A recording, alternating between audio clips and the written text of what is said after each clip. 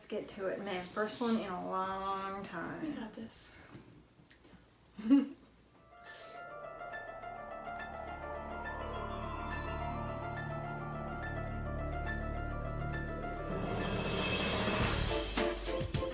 Hi everyone, welcome to Deadhouse. We are finally back with these episodes rolling. We're excited. Yes, it's very hard to give you a complete schedule because, you know, we're sort of filming this where we can in between. As we know, this has been a weird time and it's been very hard to get together. 2020, man. What a year it's been. Right? But we are finally back, and today we are doing Slappy New Year. We are. This was one that you borrowed from me, so that we both read the book. It's HorrorLand book 18, and it was first published in November of 2010. It is the second to last book in the HorrorLand series. So because of that, it's a little bit different in structure from the other HorrorLand book. This book acts very much as the setup for the end of the HorrorLand story. See, I've not read the HorrorLand story, and I'm really going to have to get into it. And neither have I, but we'll do it later at some point for something. If you have all the HorrorLand books, there are short stories at the end of each one, further exploring the characters from that main story in HorrorLand. And at the end, they all join up and become one big ending story. So for this one, it doesn't have the 3 sections like the other books. Right. It doesn't have the HorrorLand stories with the characters separate at the end. In fact, this one starts us in HorrorLand. It has a part 1, a part 2, which is much longer, and an epilogue. We begin with 2 brothers, Ray and Brandon Gordon, who are 12 and 9, and the younger brother is much bigger and in size than the older brother, so they often get mistaken the other way around. And we open on a foggy, spooky day in HorrorLand Park. Would it be any other day? I mean, right? So the kids are going to HorrorLand, and the park attendees at HorrorLand are horrors, which I think is awesome. I really enjoyed this story. I'll start with that. yeah, definitely. Yeah. So the kids go into HorrorLand and they want to ride a scary ride. They want to get that adrenaline going. And Ray does anyway. Yeah. Ray has enough enthusiasm for both of them, but Brandon's not so into it, but Ray's like gung-ho. They are brought to a racetrack, a shocking racetrack as their first ride. Yes, and they are brought there where they meet an attendant. Window. Seymour Window. Oh dear, the dad jokes. Right. Let loose.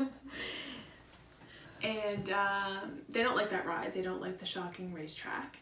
And Seymour Window brings them to another ride, which is like a House of Mirrors. Yeah, like sort of a House of Mirrors haunted hall thing. With a twist, which is awesome. The mirrors make it look, or like make them invisible to each other, and it makes it look like the reflections are laughing at them. And it's also sort of put me in mind the way they discover that, and the same scene from Let's Get Invisible. Yeah. When they're 2 brothers and they're discovering they can't see each other or themselves. Yeah, so it's very similar to the aspect of how that was done, which is nice. So they don't think that's funny, and they get out and they tell Seymour all about it, and he doesn't believe them. Classic kids telling parents or an adult, and that's a motif that we see a lot throughout the Goosebumps stories. And this one truly terrified them in more of a way than the first ride did. It did. And you also feel that as a reader. Like, as a reader, the first ride, where it's it goes out of control and like the brakes don't do anything, and like taking your foot off the gas doesn't do anything, and it just keeps speeding. Yeah, and the way it almost makes it feel like it's building up to the second attraction they go to. Like, it really does like feed into that. Like, that one's the build up, and then the second one is your sort of scare, we'll say, your like chilling moment. Yeah, that's definitely what it was. Seymour wants to be shown what happens, and the kids are like, nuh-uh, and they go on to a shop and see the dummy. This is where the dummy comes in. Once again, the dummy is found in a shop for sale. Poor little guy. Never gets held on to. Jonathan Chiller is the shopkeep. He makes the dummy talk, and Ray is really intrigued and decides that he wants to take him home. But there's a twist with this time. This is how the dummy being bought is different, because Jonathan Schiller says that you don't pay this time, you pay next time. Yeah, how ominous was that? Oh, you can pay me next time. Right. Next time? But this is a one-time transaction. You don't know if he's ever going to be back to the park, especially since he didn't seem to think the rides were scary enough. But Jonathan Schiller knows that they'll be back. And with the dummy, he gets a little horror, which is like a little figure of like the park mascot. Yes. And it's important that the horror goes with them because it comes in at a later date at the end of the story. So the usual chaos ensues after Slappy has been brought home. Yeah, he does his talking routine, he trashes a room, all the usual things you expect from Slappy at this point. Yeah, the paint, the wallpaper, like kind of his gig, it happens. That was a little predictable. Yeah, but it was still done in a good way. It was, yes. I enjoyed the build-up of that more than the actual thing happening again, because we've seen a scenario enough that we don't need to describe it anymore, because we've done it how many times now? 4 or 5? Yeah. Ray and his friend Elena, they want to have a New Year's Eve party, and this is where the dummy kind of plays into their plans, because Ray gets in a lot of trouble with the dummy and his plans get canceled a couple of times, and the parents keep on giving in, you know, if you do this, if you do that, promise this. They get more serious about it when they start talking about you need to make New Year's resolutions to do better and be better as a person. Yes. And that was nice to see. Though I would have liked if there were some more consequences, like if the dummy had been taken away for a while or something like that. Like, I know we've seen things like that before where they're made to, like, put them away in their closet or whatever. But it would have been nice to, like, change that up slightly and have the parents actually confiscate him for a short amount of time. Right, because, like, every other Slappy book that we read, Slappy was put into the closet after he tornadoed the room with paint and wrapping paper. And this would have made it a little different, but would have been in keeping, I feel like, with these parents, because these parents were more more fair and, like, fairly, not too strict, but, you know, stern enough that, They were very much actions have consequences. Yes. Which is good. So there is an incident where maple syrup is poured all over Brandon's clothes, which it actually went into the dresser and caused a really big mess and ruined things. And Brandon's way of getting back at Ray for this incident that he knows Ray did, but Ray didn't actually do, was to say the words on the paper. Yeah, now the words on the paper are a bit different this time. They are. He also doesn't get all the way through. He doesn't, no.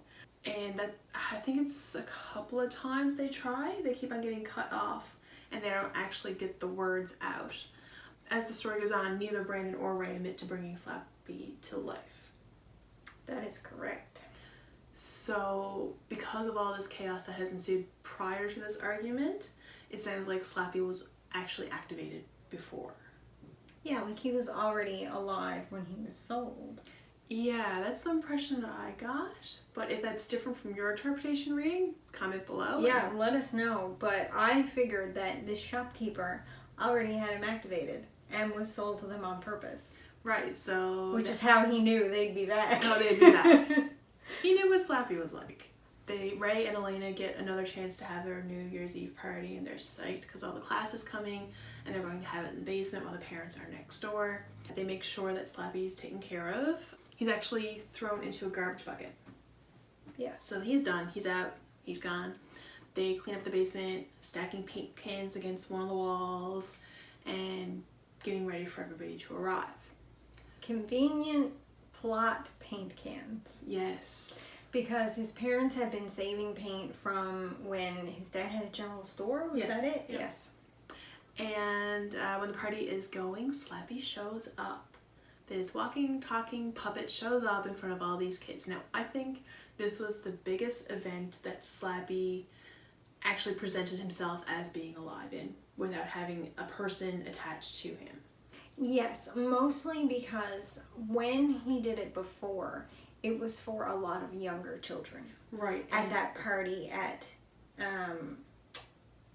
was it book 2? But wasn't it, he was being used as a ventriloquist dummy then? Like somebody had their hand up inside of him. Yes, this was in Bride of. Yeah. That's what I'm thinking of. Right, in Bride of, when he did it in front of a huge group of people, it was younger children. Yeah. It was not children of the same age group. This is the biggest, like, older age group that he's been in front of and done his big reveal that he's actually alive. Right, so he scampers around creating chaos and mischief. Knocking over paint cans and everywhere. throwing them across the room, and kids are screaming and crying and slipping down. It's actually a really good scene, and it's It is. more inventive than some of the other scenes where Slappy has caused chaos. I definitely like it better than the puke-filled room from Bride of. It's also one of the better ways of using paint, because Slappy always ends up flicking paint in these. It's his jam. Everything's his jam, isn't it? So, the parents aren't overly mad about this scene in the basement because all the paints were different bright colors and they were going to renovate anyway, I believe. Though I have trouble imagining they wouldn't be more upset. Yeah, like... I mean, they were a little upset, but I would have expected a bit more than that. I would have expected a lot more. I'm just saying, if I walked into a basement and it was covered in dripping paint of a multitude of colors, I'd probably be losing my mind. Yeah. Yeah. It'd take me a couple minutes just to calm down and not for somebody to You look were at me. supposed to have a nice calm party, and you were in trouble anyway, so like I Yeah. kind of feel like they would have hit the roof. They would have hit the roof. Yeah. Yeah. New sunroof, basement to top floor. Ray tells his mom to get rid of Slappy, and instead that she reads the paper in the pocket. Which we know at this point is not going to do anything because he's already alive. Yeah, and that's not the way to put him to sleep. No. And Mom puts Slappy in the closet. Again, I don't know why Slappy always ends up in the closet. But he will. Mm-hmm. And when Ray goes to the closet, he doesn't find Slappy. He finds a glowing horror, the little figure that's from the shop. And the little tiny horror doll takes Ray back to the shop. He was a transportation device, and we assume he'd already zapped Slappy back there. Yep, and now it's time for Ray to pay for Slappy. Yeah, and we find out how he pays for Slappy along with what the other children do in the next book. Dum dum dum. So the next book would be the end of HorrorLand proper. It would be set in the park. So it's not a sequel that we're likely to do unless we decide to read all of the individual mini HorrorLand stories and then end it with the big book at the end. We might think about doing something like that closer to the very end of us doing the Goosebumps book club. Right now we're trying to get through the original. Right now we'd like to mostly get through the original and only be slightly sidetracked with different similar and thematic books. Yeah, and we've hit a lot of the sidetracking already, I think, with Monster Blood and Slappy and... was there another A little one? bit with the Say Mummy. Cheese? Yeah. And Say Cheese, yeah. But the HorrorLand series is really good, and it is kind of worth doing. They've been really nice, basically retellings of the original series in a way. And I really enjoyed this one. Yeah, this one was fun. Ray had a really good personality that I really related to, like growing up with horror and loving that kind of stuff. And in fact, there was one thing in particular, a quote, that I have to say, page 38. All right. You have so many collections, I can't ever clean this room. And that was a pang right through the heart, because Child Mandy was like a million collections organized all over a room. Hell, I'm still a million collections organized all over a room. But You're a it representation. was worse. It was worse when I was younger. And like his little, he had a rock collection over here and a shell collection over here. Yeah. And like, yeah, that was 100% me. I was that kid. Do you know how many times I almost stopped reading this story just so I could find carnival music to play in the background? Because you know how creepy carnival music gets me, like... In the mood. It gets to my being. Like, even in Mario 64, that carnival room, I've had to mute the TV. Like, it was too much. And I almost turned it on to get through this book because I thought it would go perfect with the pairing. Yeah. It's like a wine and cheese thing, right? Was there anything else really big we wanted to mention? I mean, Seymour Window was supposedly he was injured in a glass factory explosion, but we don't know if that's true. No. His face is covered in glass. It's very weird. And it's like mirrored reflective glass and like different fragments everywhere, and it's I'd like to it's get an interesting online look to see some fan art of that. Yeah, I think there's a short little drawing of him in the book actually, or is that the horror that they draw at the beginning here? Oh no, that's him. Yeah. That's him? There's a drawing of him. Oh yes. In the front of this book, and I'll probably do a better picture on screen than this, but so he's like just completely covered in refracting glass. He's more monster-like in appearance drawn here than I pictured him based on his description. Me too. Like, I seen that there and I thought that was the horror doll. Yeah. But now looking at it more closely, it is the glass. So I guess he was dressed like some of the mascots as well, along with the glass. But the way they described it, like there, it looks almost like a mask, especially since he has other glass. Almost. Yeah, especially since he has other glass body armor pieces.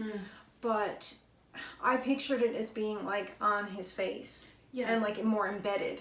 Kind of like a 13 Ghosts type character. Yeah.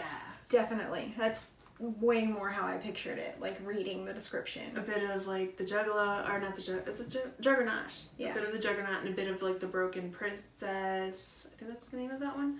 Kind of like a mishmash of them. But I thought, when I was originally reading this story, I did think that was a horror. So I was mistaken. Yeah, because it does, I mean, the horrors are the mascots that are around the park, which, I mean, I think they're trying to make us slightly hint at, anyway, that they're actual monsters. The park attendees. That'd be the Goosebumps style. Yeah. I'm kind of interested in reading the other ones that we're not covering here, just to see if the same themes go on for his mischief, or if there's new ones created.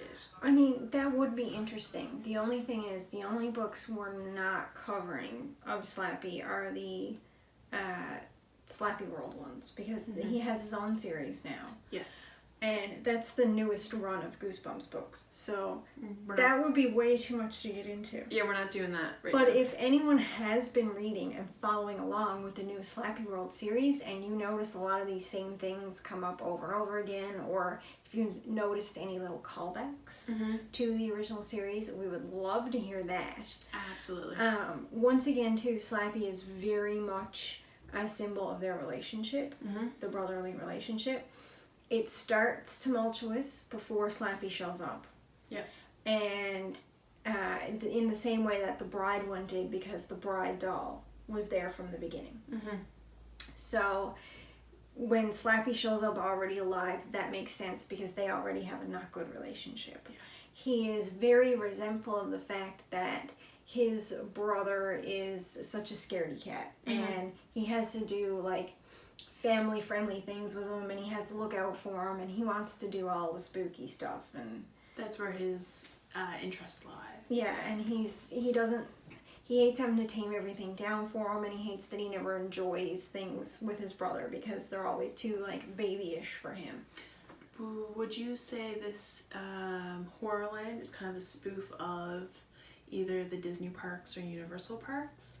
There being more thrilling rides and more calmer rides, so like you get the more adventurous and the more younger, or those with nausea issues on rides, where there's like a clear divide between them. Do you think that this is like a spoof of that? Definitely. And I think the park, it being divided the way it is, and Ray never finding it quite scary or thrilling enough, is very indicative of his relationship with his brother and the way he's always looking for more, and that's something else. Like, he's very frustrated and upset with his brother, but at the same time, it's because he's looking for a connection, something they can do together. And he even says to his mom a few times, like, well, why can't I just watch this thing I want to? It's not too scary. Who knows? Brandon might like it. Like, there is an instance of that, and I think that's sort of left there as a little clue that, like, they just don't connect. They just don't have anything in common. And part of his frustration is that he doesn't get to express himself, but he's also desperate to have something in common with his brother. And I think by the end of that, the fact that they get transported to the park and that nothing is solved with Slappy and he somehow disappears, again, that's indicative of their relationship and how nothing is really solved between the two brothers. And we've only seen that once before, when he was given away to the cousin, and that relationship was never resolved either. Right, because the relationship usually improves between the siblings. Yes, and by the end of it, Slappy is actually destroyed or properly gotten rid of in some way that's a little more, not totally permanent, but a little more permanent than this. There was an incident where they did try to throw him in a garbage truck, but that didn't work either. So, like, they did try to destroy him, like in another book that we read, that they tried to put him in a suitcase and, like, bury him and put him in the bottom of the pond. Yeah, I think that was the first one, wasn't it? Yeah. And, like, they did try, it's just, it's Slappy, and Slappy doesn't. Yeah, and they didn't try as much as in other books, which, because I think, you know, by this book, everybody knows we got the drill by now, right? Yeah. What I also like to, like, crossing into different horror topics, I find Slappy's a lot like Jason. In the way that Jason's movies have been, like, morphed over the years and have changed. Yes, and that they keep on trying to kill him, and he keeps on coming back. And Slappy's the same way. So I wonder if there's any influence from either of R.L. Stine or the director of Jason, if there's any, like, cross-referencing, or if, like, they're coming from the same, like, lore, or how they're doing it. I think it's more so due to the fact that Slappy is R.L. Stine's favorite character. He loves to write him. It's his favorite one. I think he likes finding reasons for him to come back and do things. Absolutely, that could be it too. He's sort of like his self-stand-in in a way. Mm-hmm. Not so much so that it's like, you know, his actual stand-in, but, like, he does poke fun at himself a little using Slappy. He does. And his self-depreciating humor is most often found in the Slappy books. So I don't think that's a coincidence. I do enjoy it. I do enjoy, like, having that kind of, like, thought crossover, though. I think it's really awesome. Also, like, the transporting by using, like, an item, that reminds me of Nosferatu. Because they transport into the Christmas land. Do they transport or do they drive? Because the girl with the earrings, the Scrabble earrings. Yeah, the license plate. NOS. Oh, yes, Joe Hill's book. Yes, Joe Hill's book. Because the girl with the earrings, Yes. the Scrabble earrings, she can teleport. Yes. Yes. So when I got to the ending of this one, the teleportation. Sorry, I totally blanked for a minute on that. That's okay. I'm trying to explain it and I'm like, the words need to come out. But yeah, no, when I read the transportation using the little doll, I'm like, Nosferatu! That's awesome. Little trinkets and, like, childhood toy type trinkets. Yeah, because the other one was the girl went and she had Scrabble piece earrings, and that's what she used. And this is that same kind of thing. Do you think it's a very much a childhood toy thing and being transported? Do you think that's sort of like a little bit of a hint at a loss of innocence? Yes. The yearning for nostalgia. Yeah. Yeah. Absolutely. That's what it is. I would bet. Because, I mean, this whole situation has kind of forced him to grow up and to try to be a better person. Take responsibility, learning consequences for actions. And so I kind of feel like that was a little sort of like, and to him where it was a more, even though it was a horror thing, it was more of a babyish throwaway item that he sort of forgot about. Mm-hmm. It really seems like a symbol of that, like a... Yeah. It's taking him somewhere else now because it's sort of that loss of the innocence he had pre-Slappy. Yeah.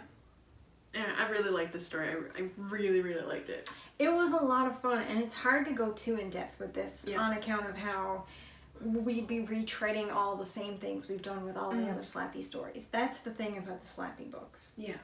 Now, with the Most Wanted series, which we're doing next, Son of Slappy, we both have the book for this one. Yeah, I think yours is in better condition. I'm a little jelly.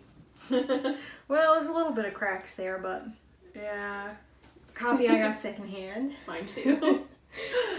This is the second book in the Most Wanted series, and I am excited to see how this is going to be different and take us to another place. Is it the Most Wanted series or Series 2000 that we weren't a really big fan of? I think it's Series 2000.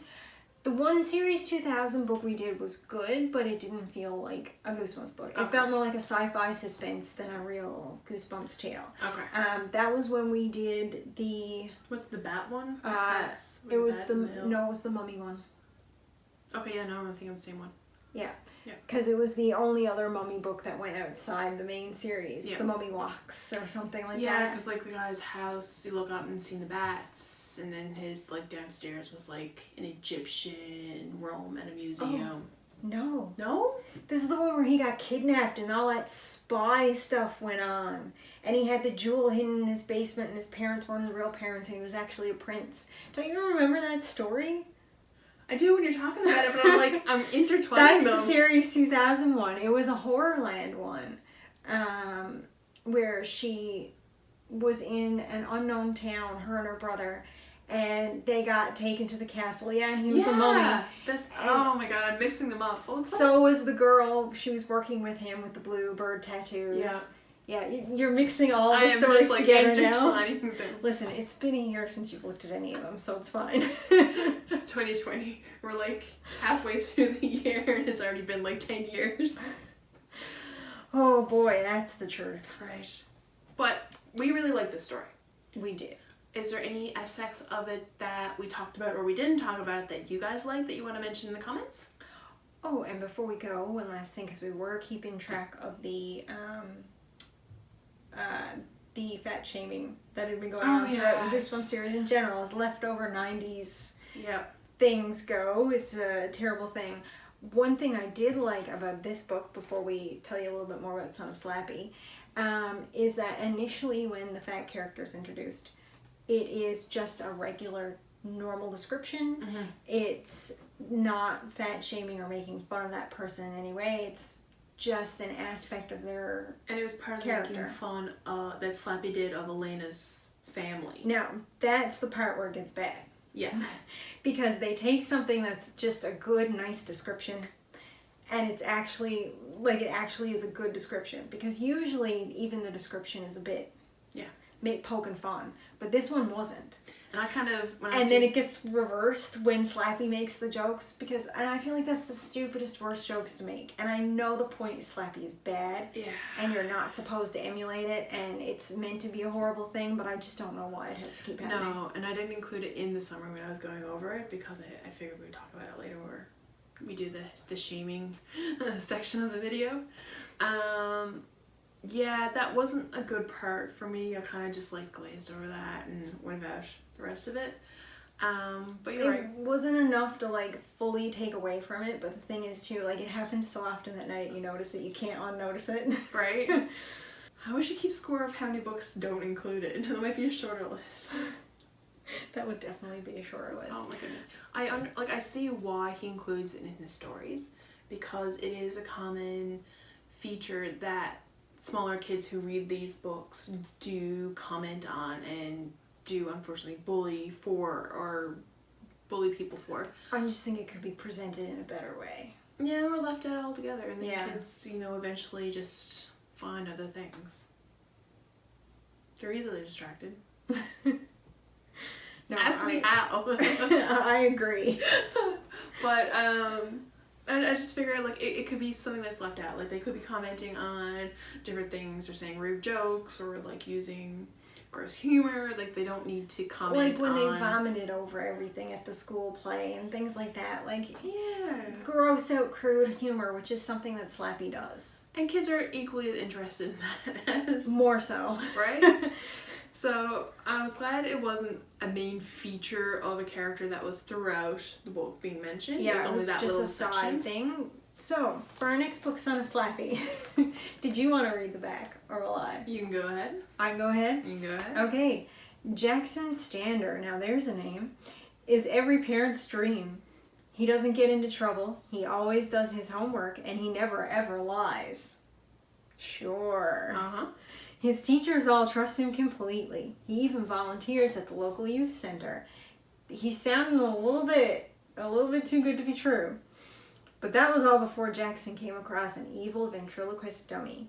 Now he must deal with Slappy wreaking havoc on his family and friends. Jackson will soon see that 2 Slappies are not better than 1. I can't imagine. So that brings us to our picture here where the dummy has a dummy. Mm-hmm. I've also noticed on the back it says appeals to 4th and 6th graders with a reading level of 3. Yeah, a reading level of grade 3. I don't remember seeing that on the back of other books. No. It's not on the back of the HorrorLand. Oh. Interesting. When you were reading the description on the back, I noticed it and I'm like, that's different. Yeah, I've never seen that before. More leveling information for this book, scholastic.com/reading level. Well, they actually grade these now, so parents know reading levels when they're giving these to kids. For like, if they want to read them for school or something like that. Yeah. Because, book reports and... They're probably being asked to read stories of a certain reading level and you could look at the books and it didn't say. See. Yeah. And then now they say, which is good. Yeah. That's interesting. Yeah. Weird little asides that have nothing to do with anything, but they're fun. So I really enjoyed the other one, as I've said. I wonder what this one will bring. Yeah. I'm curious to see how the son part of it comes in and how there gets to be 2 Slappies. Yeah. Like, is this related to the last book in HorrorLand or something? Like, does something happen in HorrorLand? I don't know. I'm curious. This series came after HorrorLand, so... Yeah. And is the son of Slappy equally as horrible as Slappy? Like, or worse. Does he throw paint? Does he vomit over everything? More to come in the next episode. Is he gonna slap anyone? Who knows? Let's find out. So, until next time, reader beware. You're in for a scare.